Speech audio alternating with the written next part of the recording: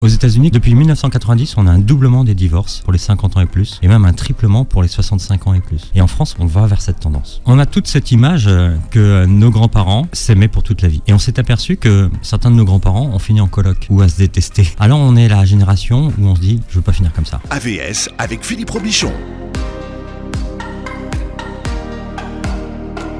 AVS pour à votre santé, ça fait plaisir de vous retrouver comme tous les jours entre midi et 13h. On parle de santé et de psychologie aujourd'hui avec mon invité Christian Richaume. Bonjour et bienvenue. Bonjour Philippe. Vous êtes psychanalyste et thérapeute à Paris. Vous êtes spécialisé, vous, dans les troubles de l'anxiété, les dépressions, les addictions et les troubles affectifs. Auteur de 4 livres, dont le dernier vient de sortir, s'appelle Les peurs dans les relations amoureuses, abandon, rejet, humiliation, trahison, etc. aux éditions du Net. Je vous le donne, votre livre, comme ça vous pourrez le montrer. Merci. À la caméra, mais vous m'avez proposé un sujet aujourd'hui qui en fait est assez peu documenté en France, beaucoup plus documenté dans le milieu et dans le monde anglo-saxon. C'est ce qu'on appelle le phénomène du grey divorce, et c'est vraiment un phénomène. Alors déjà, grey, c'est pour la couleur de nos cheveux. C'est pour les 40, les 50 ans et plus. Moi, je pensais que ça démarrait quand même après 40 ans. Hein. Oui, mais c'est un phénomène qui peut prendre du temps à s'enclencher. Un divorce, on ne le prévoit pas forcément la semaine prochaine. C'est un phénomène qui se réfléchit et qui aboutit. Et on a des statistiques sur, à partir de 40 ans, on voit qu'il y a énormément plus de séparations. Alors que globalement, il y a moins de divorces. Chez les personnes âgées, il y a de plus en plus de divorces. Oui. Aux États-Unis, comme vous le dites, depuis 1990, on a un doublement des divorces pour les 50 ans et plus, et même un triplement pour les 65 ans et plus. Et en France, on va vers cette tendance. Avec des mariages aussi, pour les 50 ans et plus. C'est-à-dire qu'ils se remarient ? Oui, certains se remarient. Ou ils se marient pour la première fois. Les données ne me permettent pas de dire ça, mais il y a des mariages après 50 ans. Oui, c'est un phénomène de divorce des couples âgés qui était quand même autrefois très rare. Hein. Comme si le fait de passer 20 ou 30 ans ensemble, ça vous immunisait contre le divorce. On a toute cette image que nos grands-parents s'aimaient pour toute la vie. Et on s'est aperçu que certains de nos grands-parents ont fini en coloc ou à se détester. Alors on est la génération où on se dit, je veux pas finir comme ça. Oui, mais avant, il y a eu des baby-boomers. Oui. Entre nous, entre les grands-parents et nous, il y a eu des baby-boomers. C'est la classe d'âge qui divorce actuellement. Hein. C'est exact. Celle qu'on voit aux affaires. Quelles explications on donne finalement à cette explosion des divorces des personnes qui sont en couple depuis plusieurs décennies ? Il y a plusieurs facteurs. Et le premier facteur, c'est que on imagine tous qu'après 50 ans ou 60 ans, on peut avoir une deuxième vie. Ça veut dire que par rapport à la longévité de la vie, fait en sorte qu'on peut se projeter et avoir des projets. La deuxième chose, c'est qu'on a peut-être pédalé dans sa vie sans regarder le décor. Ça veut dire qu'on a avancé, on a construit, on a fait des projets, on a pris une habitation, on a fait des enfants, et les enfants maintenant deviennent grands. Et on se retrouve, des fois, face à l'autre. Alors on a été occupé par plein de sujets. Ils deviennent grands, ils partent, parce que si les enfants sont grands et qu'ils restent... On ne parle pas du syndrome du nid vide ou du Tanguy. Ouais. Généralement, ils partent. Et on se retrouve avec le partenaire. Et avec des sujets qu'on n'avait pas forcément traités pendant toute cette période-là. Et là, on se pose une vraie question. On avait mis sous le tapis, peut-être. Voilà. Ouais. On avait été occupé et des sujets reviennent. Et la volonté aussi, à partir de 40 ans et 50 ans, d'avoir un vrai épanouissement personnel. De se dire, j'ai le droit à cet âge-là d'être heureux et d'avoir une vie. Alors il y a des choix qui, des fois, se proposent. Ça paraît assez contre-intuitif, finalement, de divorcer à un certain âge. Oui, parce qu'on se dit, avec le temps, les personnes vont peut-être mieux se caler, mieux s'apprécier. On dit aussi qu'il faut du temps à l'amour. Ça veut dire le temps de découvrir l'autre, de s'adapter à l'autre. Mais des fois, le temps ne fait pas ce travail. Et on vit l'un à côté de l'autre, et au bout d'un moment, on n'en peut plus. Alors, si on demande à l'entourage, vous avez toujours un ami ou une amie bienveillante qui va vous dire « Mais attends, c'est pas à cet âge-là que tu vas refaire ta vie. » Oui, parce que... C'est quand même... non, écoute, mon pauvre, tu vas pas faire ta vie maintenant. Hein. Parce que là, vous faites appel à la peur. La peur d'être seul ou la peur de mourir seul. Ça, ce sont des choses qui sont réelles. Ça veut dire qu'à partir d'un certain âge, on se dit, je peux mettre des choses de côté parce que c'est ma peur qui me dirige. Et ceux qui franchissent le pas, soit ils ont un peu d'insouciance, soit ils veulent retrouver aussi leur énergie de l'adolescence. C'est une sorte de deuxième adolescence à 50 ans. Ça veut dire, allez, je suis un peu fou, j'avance, je fais des projets. Ou alors, je fais parler mes peurs. Et mes peurs, c'est être seul et mourir seul. Donc du coup, si c'est les peurs qui parlent, vous restez avec votre partenaire. Mais c'est quand même pas la même chose de se retrouver solo à 65 ans que quand on a 20 ans. Non. Mais surtout quand on n'a jamais fait l'expérience de la solitude. Finalement, quand on a toujours vécu avec quelqu'un, qu'on a toujours eu du monde à la maison, subitement on se retrouve seul. C'est pas la même chose. Oui, mais des fois, quand c'est insupportable de vivre avec quelqu'un, c'est même libératoire. Il y a plein de gens qui se séparent et qui veulent plus être avec quelqu'un. Pas forcément à nouveau refaire une vie, mais être plus avec quelqu'un. L'expérience qu'ils ont vécue était tellement oppressante, ou un manque de liberté et un étouffement, fait qu'ils se disent « Je veux juste être seul, et qu'on me laisse tranquille, et faire les choses comme j'ai envie de les faire. » Il y a un âge où on réalise qu'on ne changera plus l'autre, que de toute façon c'est comme ça, mais par contre ce dont on est sûr, c'est qu'on ne veut plus de cette vie-là, avec l'autre sur le canapé, avec la télécommande dans la main, et on dit ça changera plus, de toute façon c'est mort. Ouais. Là c'est un point de non-retour. Dans une thérapie de couple, ou quand on veut faire évoluer son couple, on a une marge de progression. Si cette marge n'est pas prise par les deux, il y en a un seul qui bouge, ça ne fonctionnera pas. Et il y a des choses qu'on ne peut pas demander à l'autre. On peut aimer quelqu'un d'une certaine façon, cette façon peut ne pas nous convenir, et du coup l'autre est incapable de nous rendre heureux.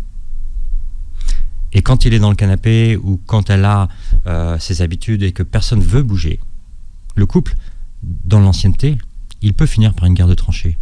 Et là, plus personne ne veut bouger. Et là, du coup, c'est un peu mort. Au témoin d'un doute, l'autre n'a pas ce pouvoir de vous rendre heureux. Il y participe. Il faut être bien avec soi-même, et l'autre, c'est un plus. Par contre, je retourne à votre question, l'autre n'a pas pour but de vous rendre malheureux. D'accord. Mais on doit être heureux soi-même. Moi, je pensais que c'était illusoire qu'on puisse se dire qu'on pouvait faire le bonheur de quelqu'un, finalement. Est-ce qu'on a ce pouvoir-là ? Oui. Oui, on a le pouvoir de permettre à l'autre d'être mieux. Le mieux, c'est au-dessus du bien. On est bien, et avec l'autre, on est mieux. Mais alors, pas à la place d'eux. Ce qu'on comprend, finalement, c'est que, l'âge ne protège pas du divorce. Oui. C'est plus un frein. Aujourd'hui, c'est plus un frein. Il y a même si on en parle aujourd'hui, il y a peut-être certains qui vont se poser la question de où j'en suis dans ma relation. Après tant d'années de vie ensemble, du coup, ça va peut-être accélérer une réflexion. J'espère que non. J'espère qu'on ne sera pas à l'origine de ça. Mais cette réflexion, elle est nécessaire pour trouver des solutions. Oui, c'est ça. Peut-être que... Et oui. Mais jusqu'à où on sait qu'on peut encore sauver son couple ? Ou alors est-ce que vaut mieux pas se poser la question ? On sauve son couple tant que les deux ont une volonté. Il y a de l'amour. Je vois des couples qui se séparent avec amour, et des fois il n'y a pas d'amour. Donc quand il n'y a pas d'amour, c'est terminé. Mais il faut de l'amour et de l'envie. C'est toujours un feu de cheminée, hein. On est content quand on l'allume, mais après il faut remettre des bûches. Si un des deux arrête de mettre des bûches, le feu s'éteindra. Alors, les couples qui se séparent, c'est pas forcément des couples qui se séparent dans la guerre ou qui se détestent. Hein. C'est juste peut-être une grande indifférence ou des couples qui cohabitent et que la cohabitation est devenue insupportable. Il y a même pour certains couples une bonne compréhension de la situation. Ils se sont connus, ils avaient des ambitions, ils avaient des envies, ils partageaient des choses. Et au fur et à mesure des années, les deux voies ne sont plus parallèles. Elles sont parties dans des sens différents. Alors il peut y avoir toujours du respect, il peut toujours avoir de la confiance, mais il y a deux personnes qui veulent des choses différentes. Donc le partage est devenu minimum, et là il vaut mieux se séparer. Donc on peut avoir une séparation sans qu'il y ait conflit, trahison et querelle. C'est important de savoir ce qu'on l'on souhaite dans le couple. et comment on peut s'épanouir avec l'autre. Mais il faut qu'il y ait du partage. Si on fait les choses séparément, ou s'il n'y a plus de partage, ça devient compliqué. Ou une bonne coloc. Quand on regarde le phénomène des grey divorces, on se rend compte que ces divorces après 40 ans, eh bien, ce sont beaucoup les femmes qui sont à l'initiative de ces séparations. Il y a 2 grands paramètres à cela. Les premières, c'est que les femmes sont toujours les plus combatives pour sauver un couple. C'est toujours elles, lorsqu'il y a une difficulté, qui sont à l'œuvre pour comprendre, pour écouter, pour ajuster, pour faire des démarches. L'homme, en général, est plutôt dans le refoulement ou dans le déni. Et ensuite, maintenant, aujourd'hui, elles ont plus d'indépendance financière. Ça veut dire qu'elles ont la capacité de pouvoir rebondir si ça se passe mal. En meilleures conditions qu'avant. Même si un divorce, de toute façon, c'est toujours une perte financière, hein, quoi qu'il arrive. Il faut diviser par 2 ce qu'on avait. Oui, il faut diviser par 2 ce qu'on avait. Ensuite, il peut y avoir des divorces avec des répartitions qui font que certains s'en sortent un peu mieux que d'autres. Bon, ça dépend de l'histoire. Longtemps, ça a été les hommes. Longtemps, ça a été les hommes qui s'en sortaient mieux que les femmes. Et il y a eu un retour quand même de la part de la justice pour essayer d'équilibrer cela. Il y a des femmes aujourd'hui qui même sont dans le sens où je vais récupérer beaucoup. Du coup, les hommes ont un peu peur maintenant de divorcer. Parce que... Mais surtout à un moment donné où le patrimoine a quand même sensiblement augmenté. Mais les femmes ont cette capacité à se dire je préfère un peu moins, mais mieux. Elles sont pas si vénales que ça. Enfin, cette notion, cette question financière, elle est quand même centrale dans les divorces, qu'on le veuille ou non. Oui. Il y a quand même toujours une baisse de niveau de revenus quand on se sépare. Ça n'a pas de prix quand vous êtes vraiment en souffrance jour après jour et pendant des années. Ce qui compte, c'est la libération. Mais vous l'avez supporté toutes ces années. Oui, c'est ça le truc. Qu'est-ce qui fait qu'à un moment donné, ça devient insupportable ? C'est insupportable quand vous avez la boule au ventre de rentrer chez vous et que vous êtes mis au travail. Et que chaque moment chez vous est un mauvais moment. Et que vous posez la question de « mince, les vacances, on va les passer ensemble. Est-ce qu'on n'inviterait pas des amis ?» Ou alors, ou en famille. Oui, mais la famille, ça dépend. Si c'est la famille de l'autre, c'est terrible. Mais souvent, les vacances, c'est la maison familiale, c'est l'environnement, c'est les amis qu'on a tous les deux depuis 20 ou 30 ans.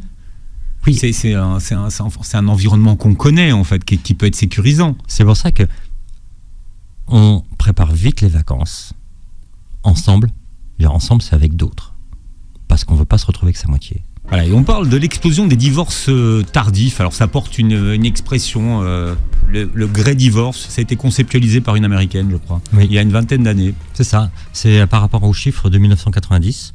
Et cette étude qui montre que les divorces ont explosé, mais pas pour les jeunes couples. Alors on dit, il n'y a pas les seniors, hein. On dit les divorces tardifs, mais on ne parle pas de seniors. Hein. C'est pour être gentil avec les 50 ans. Christian Richomme est avec nous et Maître Serran nous a rejoint au téléphone. Maître Mourad Serran, avocat au barreau de Seine-Saint-Denis. Comment ça va, Maître Serran ? Bien, et vous-même, mon cher Philippe ? Ça va bien. Vous qui nous chaque fois nous dites que finalement vous nous préservez du mariage et on parle du divorce tardif. C'est quelque chose qui était inenvisageable dans la communauté maghrébine, les divorces tardifs, il y a encore quelques années quand vous avez commencé à exercer. Oui, écoutez, moi j'ai commencé il y a plus de 20 ans et des personnes de la génération, alors j'allais dire de nos parents, c'est-à-dire je parle de personnes de 50, 60, 70 ans, c'était inenvisageable. C'est-à-dire que le rôle, entre guillemets, de la femme était fait en arabe, on dit asbol, c'est-à-dire il faut résister, il faut subir. Voilà, c'est comme ça, même si la femme était malheureuse, elle voulait pas, parce qu'en particulier quand on a des enfants, donc elle voulait pas engager, c'était d'ailleurs inenvisageable d'engager la moindre procédure de divorce. Alors les mentalités ont changé et c'est tant mieux, c'est-à-dire que ces femmes ont vu leurs enfants grandir, ils sont devenus autonomes et une chose qui est même assez surprenante, moi j'ai souvent des femmes qui viennent accompagner de leurs enfants et ce sont les enfants qui incitent la maman à engager une procédure de divorce, voyant que leur mère a toujours été malheureuse, en tout cas une grande partie de sa vie, Donc aujourd'hui, ces femmes se sont entre guillemets en quelque sorte émancipées et puis n'hésitent plus à engager des procédures de divorce. À la grande surprise d'ailleurs, et c'est assez surprenant puisque vous savez, quand on est avocat, alors je défends madame, mais je défends aussi de l'autre côté de la barre, je défends monsieur. Et quand vous avez un homme qui vient vous voir et qui dit mais je comprends pas, il y a ma femme qui demande le divorce et puis il me dit mais on a 60 ans ou elle a 65 ans, c'est-à-dire que pour lui c'est surréaliste. C'est-à-dire il n'a jamais pu envisager que madame, même si monsieur s'est mal comporté avec elle, que madame pouvait un jour se dire ah ben, je vais peut-être me séparer de ce type-là.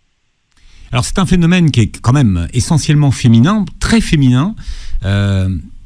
Et finalement, il y a quand même le poids encore de la famille autour, Maître Serran. Donc la famille, quand elle commence à apprendre la nouvelle, comment est-ce qu'elle réagit ? C'est toute la difficulté. C'est-à-dire que vous avez des femmes qui viennent vous voir, vous leur expliquez la procédure, et puis à la fin, ça se termine par alors je vais en parler à la famille. Et puis je vais en parler à la famille, ça aboutit souvent à quoi ? Ça aboutit à une sorte, de médiation. C'est-à-dire que vous avez la famille de monsieur, la famille de madame, qui s'occupe et se mêle de la situation. Et puis, très souvent, il y a une sorte de pression comme ça, où on dit à la femme, résiste parce que tu peux pas, et puis ça se fait pas chez nous. Donc c'est souvent ça qu'on entend. Et ça, je peux l'entendre. Culturellement, j'entends, je comprends ça. Mais je dis très souvent à ces femmes qu'on sera amené, si ce n'est aujourd'hui, ce sera dans un an, peut-être dans 2 ans, on sera amené à se revoir. Parce qu'on ne peut pas recoller les morceaux. Ce sont des femmes qui ne divorcent pas par caprice. C'est-à-dire qu'il y a des faits sérieux qui sont invoqués par ces femmes. Donc, elles vont peut-être céder aux injonctions du milieu familial, mais au bout d'un moment, elles ont bien compris que de toute manière, monsieur ne changera pas de comportement et d'attitude. Et puis, je vous dis, il y a un phénomène nouveau, c'est qu'aujourd'hui, on a des enfants qui ont bien compris la chose et qui sont reconnaissants en disant maman, maintenant, merci, tu t'es occupé de nous, maintenant on est autonome.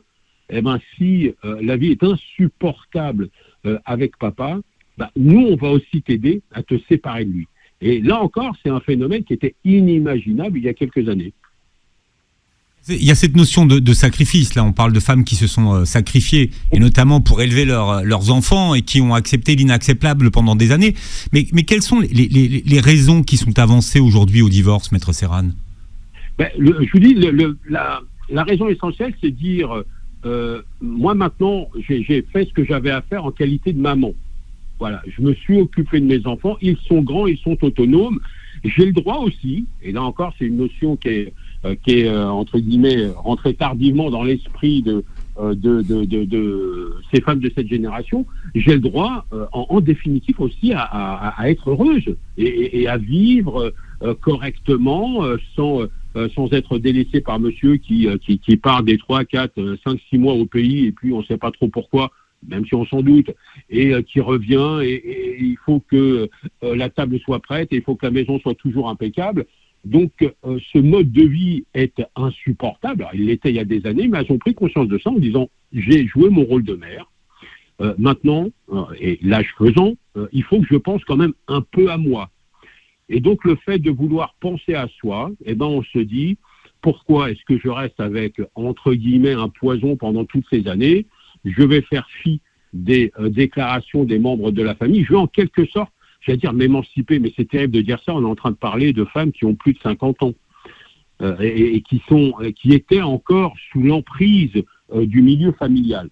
Donc, mais le logiciel a évolué, le logiciel a changé.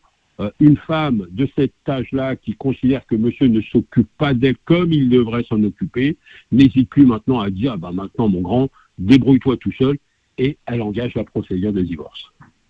Et elle préfère rester seule pour ça, parce que finalement, au bout de la procédure, il y a quand même de la solitude.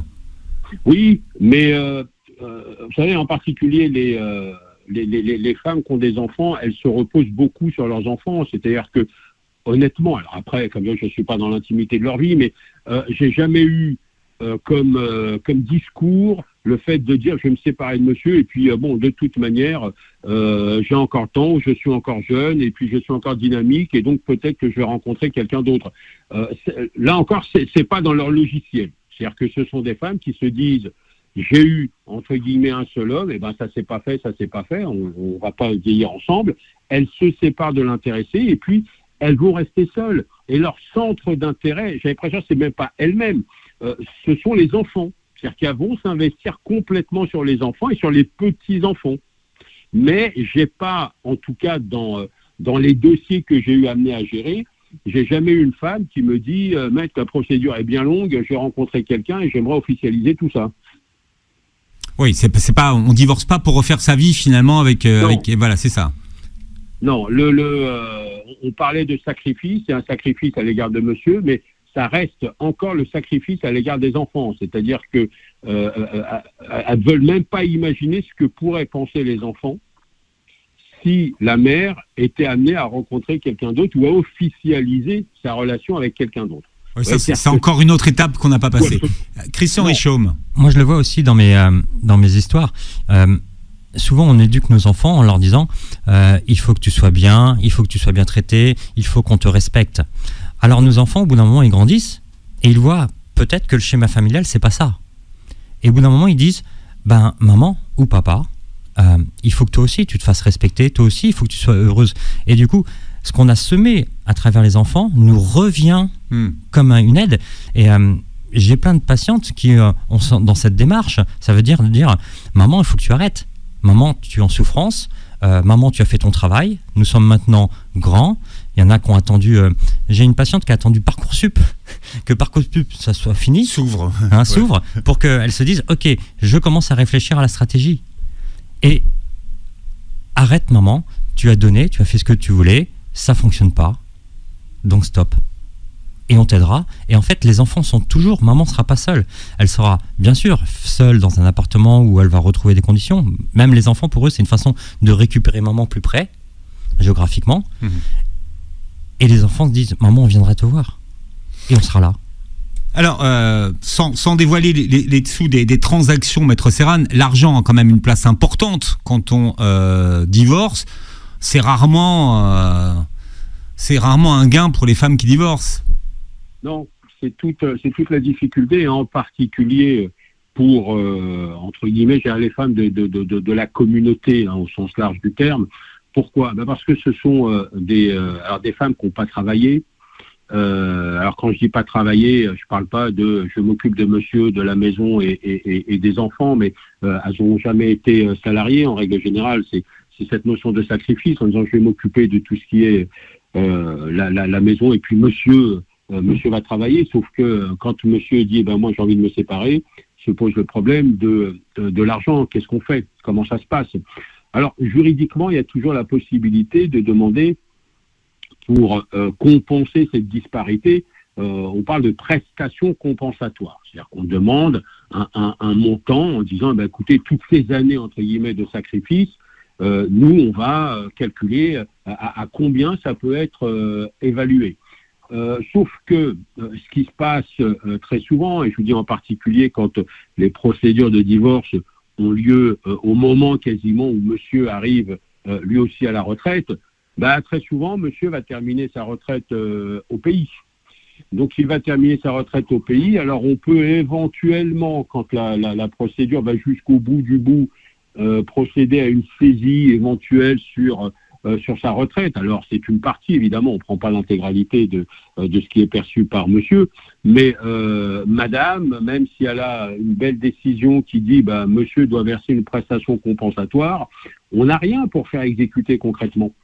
Et on sait que, d'ailleurs, c'est également un autre point de difficulté, c'est-à-dire que madame nous dit mais on est propriétaire au pays.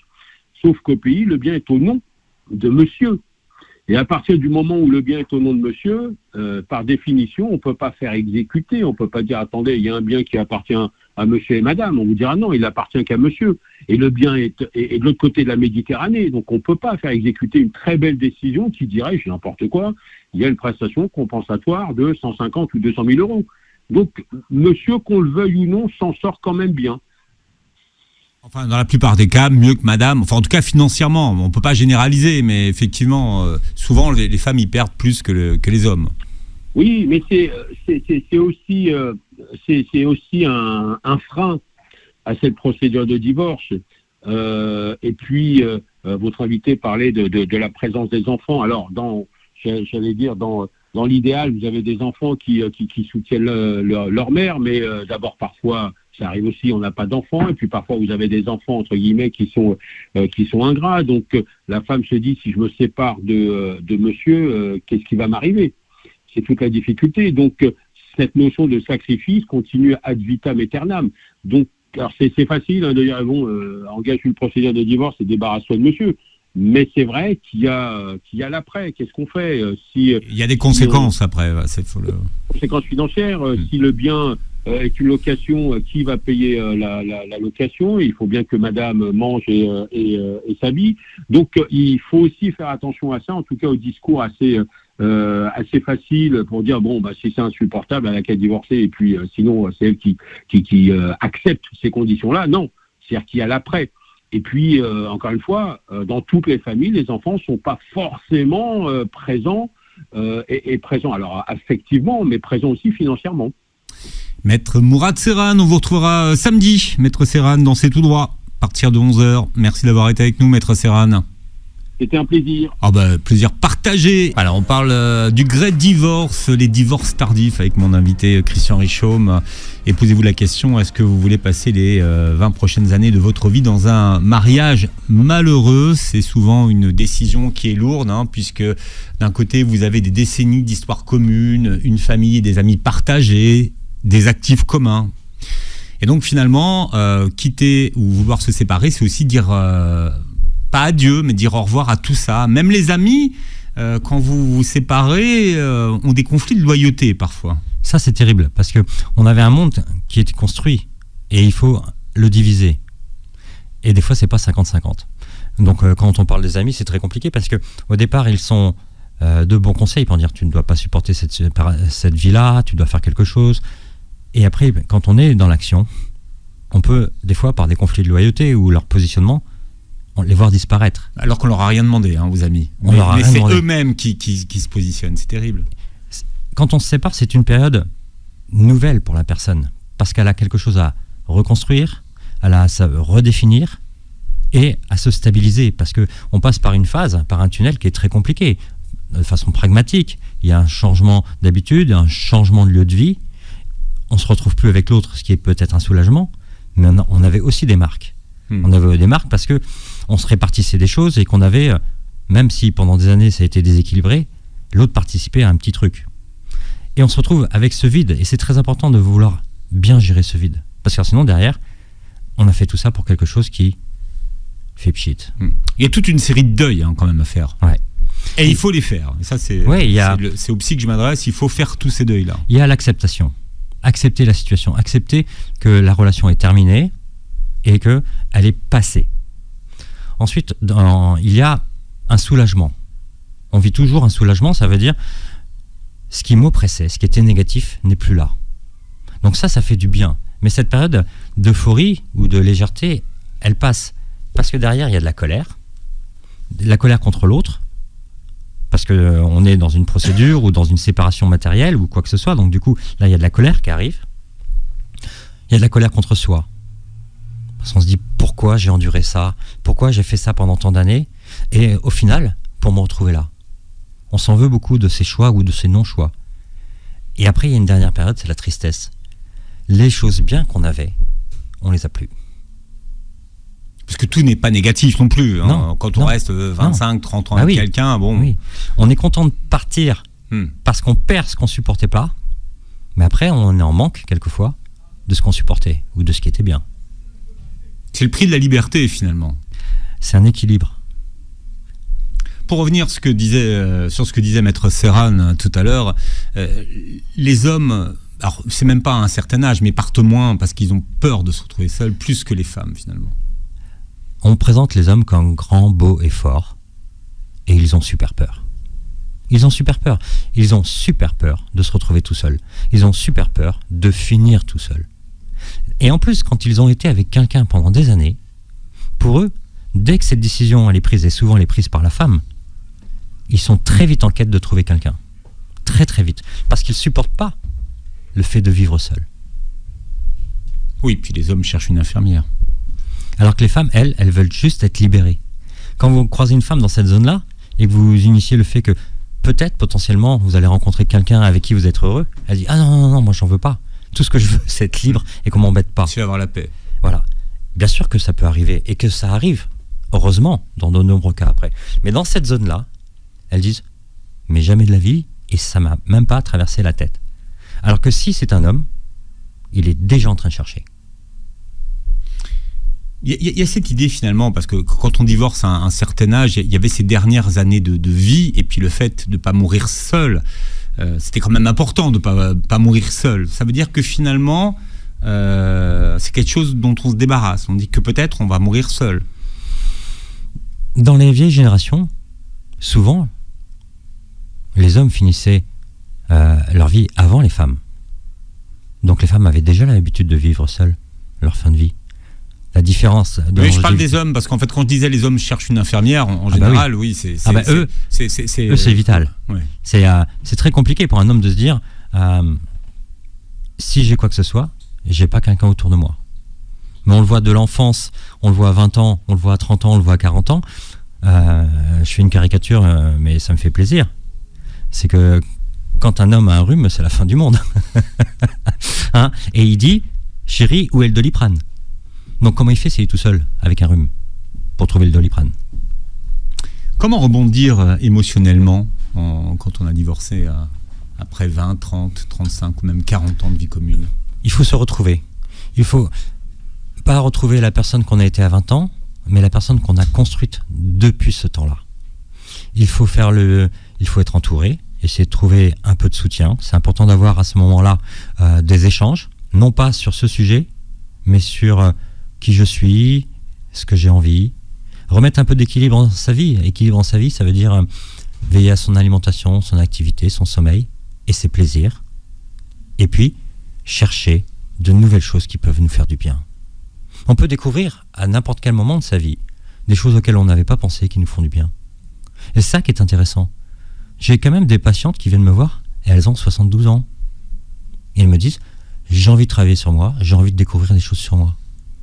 Alors on pourrait dire à 72 ans, ça serait peut-être pour une autre raison qu'on viendrait me voir. Je supporte plus mon mari, ou j'ai peur de la mort, ou parce que je suis inquiète. Non, elle vient juste pour elle. Alors, à chaque âge, on peut découvrir... Mais c'est quoi la demande alors ? C'est de passer des bons moments avec elle-même. De mieux se comprendre. Même à 72 ans, cette femme, elle a un parcours, un parcours de vie, comme chacun d'entre nous, et elle souhaite améliorer son quotidien. Et moi, je trouve ça très salutaire parce qu'elle ne reste pas enfermée, elle n'est pas en train de rien faire, elle est en train de chercher et de creuser, de toujours équilibrer notre propre balance. Ça veut dire ce qui est bien pour moi, mais qui me demande un effort, et ce qui n'est pas forcément bien pour moi, mais que je fais facilement. Il y a quand même une mode aujourd'hui sociétale qui consiste à dire, voilà, est-ce que je ne suis pas passé à côté de ma vie ? Vous parlez de travailler sur soi, mais bon, avant on ne travaillait pas sur soi. Donc finalement, les gens se disent, bah oui, de toute façon, il n'y a pas d'âge pour refaire sa vie.